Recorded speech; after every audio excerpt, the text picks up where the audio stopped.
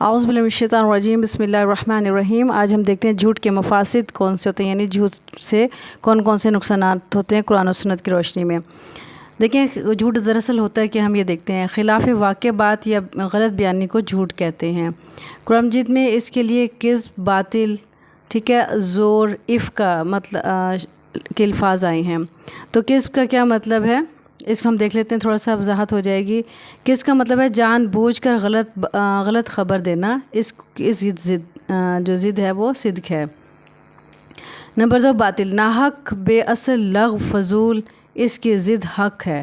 زور، بنا سوار کر پیش کیا جانے والا جھوٹ جو سچ لگے، اس کی ضد سدید ہے۔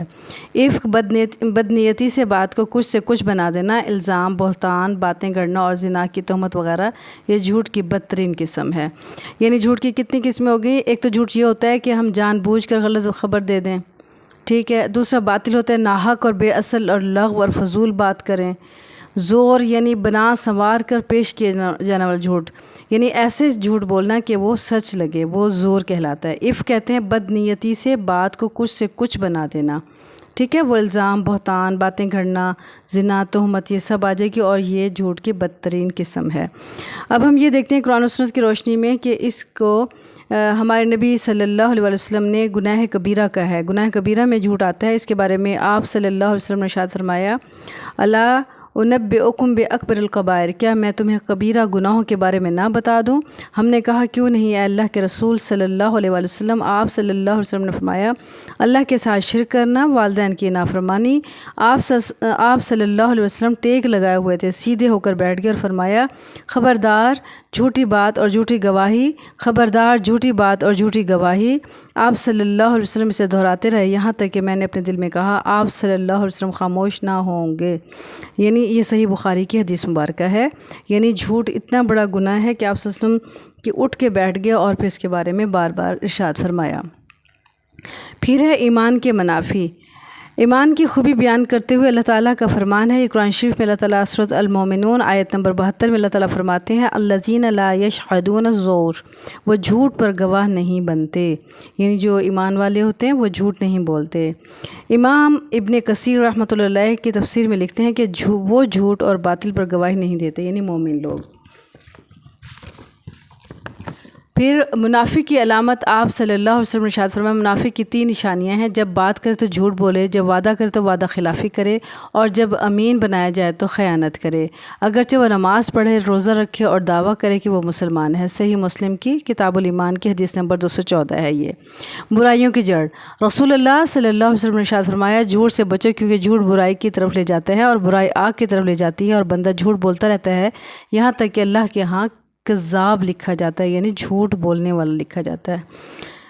شک اور بے چینی کا سبب، جھوٹ کبھی اطمینان کا باعث نہیں ہو سکتا۔ ایک جھوٹ کے بعد دوسرا جھوٹ بولنا پڑتا ہے جو بہت زیادہ پریشانی کا باعث ہوتا ہے۔ رسول اللہ صلی اللہ علیہ وسلم نے ارشاد فرمایا، وہ چیز چھوڑ دو جو تجھے شک میں ڈالے، اور اس کو اختیار کر جس کے بارے میں تجھے شک نہ ہو، اس لیے کہ سچ میں اطمینان ہے اور جھوٹ میں شک اور بے چینی ہے۔ برکت کا ختم ہو جانا، یعنی جھوٹ بولنے سے اس کام میں برکت ختم ہو جاتی ہے، تو ہمیں اس چیز سے بھی بچنا چاہیے۔ جھوٹ کی شدت کی وجہ سے قرآن مجید نے اس کا ذکر بتوں کی گندگی کے ساتھ کیا ہے، فاجتنبوا الرجس من الاوثان واجتنبوا قول الزور، پس بتوں کی گندگی سے بچو اور جھوٹی بات سے بچو۔ سورۃ الحج آیت نمبر 30۔ حضرت عائشہ رضی اللہ تعالیٰ عنہ سے روایت ہے کہ رسول اللہ صلی اللہ علیہ وسلم کو جھوٹ سے زیادہ کوئی عادت ناپسند نہ تھی۔ کوئی شخص جب آپ صلی اللہ علیہ وسلم کے سامنے جھوٹ بولتا تو یہ بات آپ صلی اللہ علیہ وآلہ وسلم کے دل میں رہتی، یہاں تک کہ وہ آپ صلی اللہ علیہ وسلم کو علم ہوتا کہ اس شخص نے اپنے اس جھوٹ سے توبہ کر لیا، یعنی بے حد دکھ ہوتا تھا اس شخص سے، اور تکلیف ہوتی تھی کہ اس شخص نے جھوٹ بولا، اور جب تک وہ توبہ نہ کر لیتے آپ کے دل کو سکون نہیں ملتا تھا۔ مراد یہ ہے۔ روزے کے بارے میں آپ صلی اللہ علیہ وسلم نے ارشاد فرمایا، جس نے جھوٹ بولنا اور اس پر عمل کرنا ترک نہ کیا تو اللہ تعالیٰ کو اس کے کھانا پینا چھوڑ دینے کی کوئی حاجت نہیں ہے، ٹھیک ہے۔ یعنی اگر ہم نے روزہ رکھا ہو، اتنا نیک عمل کیا، اگر جھوٹ بول رہے ہیں تو اللہ تعالیٰ کو اللہ نہیں چاہتا کہ ہم کھانا پینا چھوڑ دیں۔ اللہ کو تو مقصود یہ ہے کہ ہم برائیوں سے بچیں، تو ہمیں جھوٹ سے بچنا چاہیے۔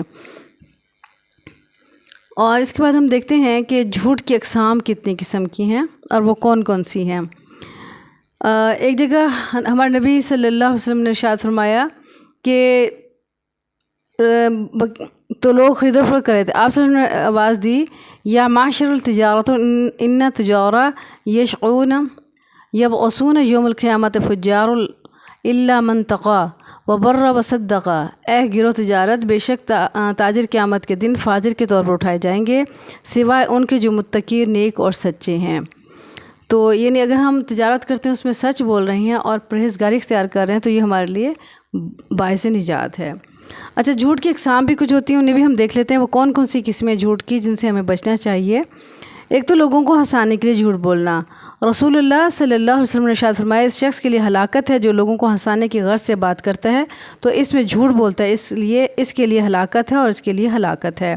ہر سنی سنائی بات بیان کر دینا. رسول اللہ صلی اللہ علیہ وسلم نے ارشاد فرمایا آدمی کے یہ جھوٹ ہونے کے لیے کافی ہے کہ وہ ہر سنی سنائی بات آگے بیان کر دے. صحیح مسلم. مبالغہ امیز تعریف کرنا. نبی صلی اللہ علیہ وسلم نے ارشاد فرمایا ایک شخص دوسرے شخص کی تعریف میں بہت مبالغے سے کام لے رہا تھا تو آپ صلی اللہ علیہ وسلم نے ارشاد فرمایا تم نے اسے ہلاک کر دیا اور اس کی کمر توڑ دی. تکلفاً جھوٹ بولنا. اسماء بنت یزید رضی اللہ تعالیٰ عنہ بیان کرتی ہیں نبی صلی اللہ علیہ وسلم کے پاس کھانا لایا گیا تو آپ صلی اللہ علیہ وسلم نے ہمیں پیش فرمایا. ہم نے عرض کیا ہمیں خواہش نہیں. آپ صلی اللہ علیہ وسلم نے ارشاد فرمایا بھوک اور جھوٹ کو جمع نہ کرو. یعنی ہم یہ تو نا بعض اوقات ہم کہیں دعوت میں گئے ہوئے ہیں اور ہمیں بھوک بھی ہوتی ہے یا کسی کے گھر گئے ہوئے ہیں ہمیں بھوک بھی ہوتی ہے اور وہ کھانا پیش کرتے ہیں، ہم کہتے ہیں جی ہمیں بھوک نہیں ہے یا ہمیں ضرورت نہیں ہے، اس وقت حاجت نہیں ہے، تو ہم تکلفاً کہہ رہے ہوتے ہیں لیکن یہ جھوٹ بھی شامل ہو جاتا ہے. تو یہ جھوٹ میں شمار ہوگا. تو اگر بھوک لگ رہی ہے تو کھا لیں، نہیں بھوک لگی تو نہیں کہا جی ٹھیک ہے ہمیں بھوک نہیں لگی، وہ تو پھر سچ میں مبنی بات ہے. قول و فعل میں فرق. زبان سے بڑے بڑے دعوے کرنا مگر عملی میدان میں کچھ نہ کرنا. قول و فعل کا ایسا تضاد ہے جو بڑے جھوٹ کے زمرے میں آتا ہے. اللہ تعالیٰ نے اہل ایمان کو مخاطب کرتے ہوئے فرمایا یا ایھا الذین آمنوا لما تقولون ما لا تفعلون کبر مقتا عند اللہ ان تقولوا ما لا تفعلون. اے ایمان والو کیوں تم وہ کہتے ہو جو تم کرتے نہیں، اللہ کی نگاہ میں یہ بہت ناپسندیدہ ہے کہ تم وہ بات کہو جو تم کرتے نہیں. سورۃ الصف آیت نمبر 2 اور 3. یعنی اللہ تعالیٰ اس میں فرماتے ہیں کہ جو بات تم نہیں کہتے ہو وہ کرتے کیوں ہو، جو کرتے نہیں ہو وہ کہتے کیوں ہو. مطلب جو جتنا ہے اتنا ہی ہمیں بیان کرنا چاہیے. جھوٹی قسم کھانا. جھوٹی قسم کھانا منع ہے، خواہ وہ لین دین کے وقت ہو یا خرید و فروخت کے وقت ہو یا کسی عدالتی معاملے میں یا عام روزمرہ زندگی کے معاملات میں، ان سب سے ہمیں بچنا چاہیے. رسول اللہ صلی اللہ علیہ وسلم نے ارشاد فرمایا بے شک کبیرہ گناہوں میں سے اللہ تعالیٰ کے ساتھ شریک کرنا، والدین کی نافرمانی کرنا اور جھوٹی قسم کھانا. اور کوئی بھی جھوٹی قسم کے ذریعے مچھر کے پر کے برابر کوئی چیز حاصل نہیں کر سکتا مگر قیامت کے دن تک کے لیے اس کے دل میں نقطہ لگا دیا جاتا ہے. اس کے بعد جھوٹا وعدہ کرنا، جھوٹا خواب گڑھنا، جھوٹی نسبت اختیار کرنا، جھوٹا دعویٰ کرنا، یہ تمام جھوٹ میں شامل ہوتے ہیں، جھوٹ کے زمرے میں آ جاتے ہیں. اس کے بعد جھوٹ چھوڑنے کا صلہ بھی ہے، اس میں دیکھ لیں. جھوٹا گمان کرنا بھی یہ غلط ہے. آپ صلی اللہ علیہ وسلم نے ارشاد فرمایا میں اس شخص کے لیے جنت کے درمیان میں گھر کا ضامن ہوں جو مزاحاً جھوٹ چھوڑ دے. یعنی جو مزاح کے طور پہ جھوٹ نہ بولے تو اس کے لیے آخرت میں بہت بڑا انعام ہے. تو آخرت میں اس کی بہت بڑی سزا بھی ہے، وہ بھی ہم دیکھ لیتے ہیں کہ جھوٹ بولنے والے کو اللہ تعالیٰ کیا سزا دیں گے. تو ظاہری بات ہے تو ہمیں اللہ تعالیٰ سے دعا کرنی چاہیے کہ اللہ تعالیٰ ہمیں جھوٹ سے بچائے اور جھوٹی باتوں سے بچائے، جھوٹے لوگوں سے بچائے اور ہر اس بات سے بچائے جس میں جھوٹ شامل ہو، اور ہیرا پھیری کرنے سے بھی بچائے، یہ بھی جھوٹ پہ شامل ہو جاتا ہے. اگر جنت میں گھر لینا ہے اور آخرت بہترین کرنی ہے تو ہمیں کیا کرنا ہے، ہم نے جھوٹ سے بچنا ہے. تو اور ہم نے اس چیز کو اپنے گرد و نواح میں بھی کہنا ہے اور سب کو بھی کہنا ہے. دیکھیں ایک جگہ جھوٹا گمان کے بارے میں ہے، گمان سے بچو کیونکہ گمان سب سے زیادہ جھوٹی بات ہے. ایک دوسرے کے عیبوں کو ٹو میں نہ لگو، ایک دوسرے کی جاسوسی نہ کرو، باہم حسد نہ کرو، ایک دوسرے سے قطع تعلق نہ کرو، آپس میں بغض نہ رکھو اور اللہ کے بندو بھائی بھائی بن جو. صحیح بخاری کتاب الادب حدیث نمبر 6064. دیکھیں کتنی باتوں سے یہاں پہ ہمیں منع کر دیا گیا، ہمیں اس میں جھوٹ بھی آ جاتی ہے.